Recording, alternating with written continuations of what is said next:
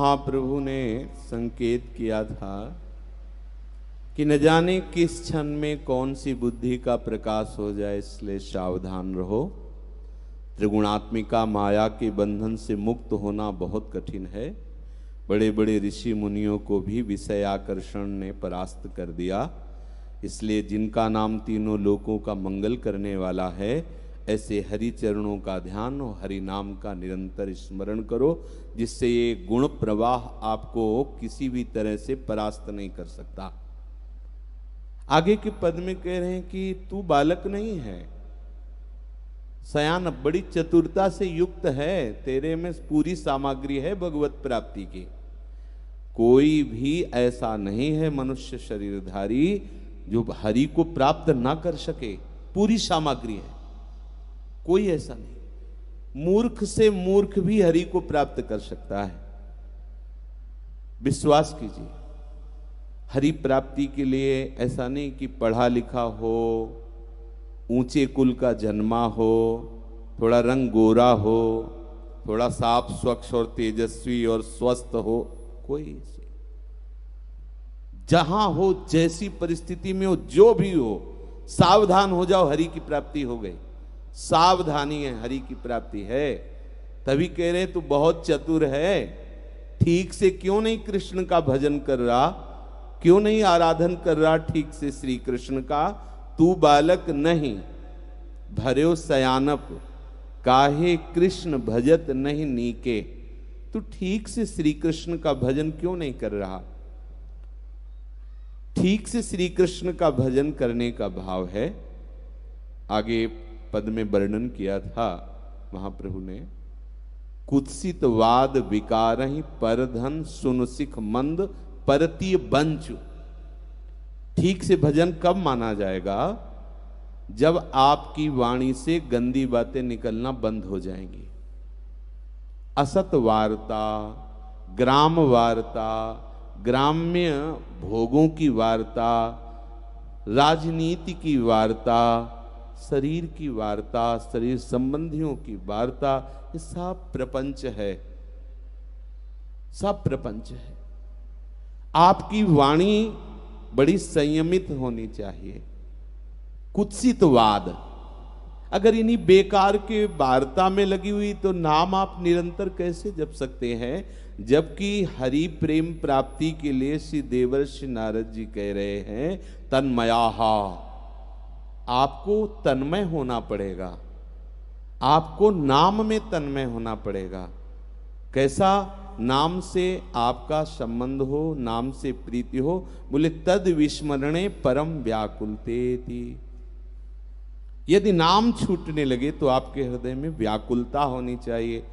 तो आपका प्रपंच का जो राग है वो इसी अनुराग से नष्ट होगा।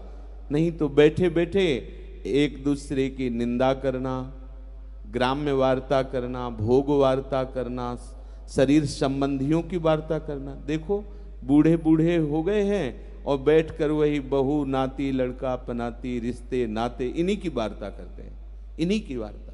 ये सब कुत्सितवाद है। अच्छा, कौन नृप होए हमें कहानी, चेरी छोड़ न हो बेरानी। हम तो श्री प्रियालाल के दासत्व की तरफ बढ़ रहे हैं और उनका ये सृष्टि विधान है, वो जाने, हमको क्या मतलब कि क्या कैसे, हम किसी योग्य तो है नहीं। तो हम क्या करें, राजनीति की वार्ता, राजवार्ता भी त्याग दें और भगवद वार्ता में ही लगे। बोधयंता परस्परम, परस्पर भगवद वार्ता करें। जहाँ चार बैठे तो भगवत नाम, भगवत उपासना, भगवत भक्ति, भगवत सिद्धांत, इसी की चर्चा करें। नहीं तो मौन रहे। मौन रहना बहुत अच्छा है, बहुत अपराधों से बचाता है। अधिकतर उपासक से अपराध वाणी से बनते हैं। शरीर से तो बहुत बड़ी चूक हो जाए तो होता है, नहीं तो प्रायः वाणी से ही अपराध बनते हैं। और वाणी से अपराध बनने पर फिर जिह्वा नाम में नहीं रखती, इसलिए सावधान। कुत्सितवाद, ये तो एक स्वभाव बन गया है और बड़ा सुखद सा लगता है जब हम अपनी वाणी से किसी की निंदा करते हैं। देख लीजिए, जहां चार बैठे वार्ता हुई तो किसी न किसी की निंदा करने में थोड़ा स्वाद सा लगता है। अच्छा सा लगता है, क्योंकि दुर्गति में जाना है ना, इसलिए अच्छा लगता है। किसी की भी निंदा पर निंदा के किएते, आवत नहीं कछु हाथ, मूरख पर्वत पाप को ले चल अपने साथ। कुछ हाथ नहीं लगता, पाप का बोझा लाद करके वो नरकों को जाता है जो दूसरे की निंदा करता है।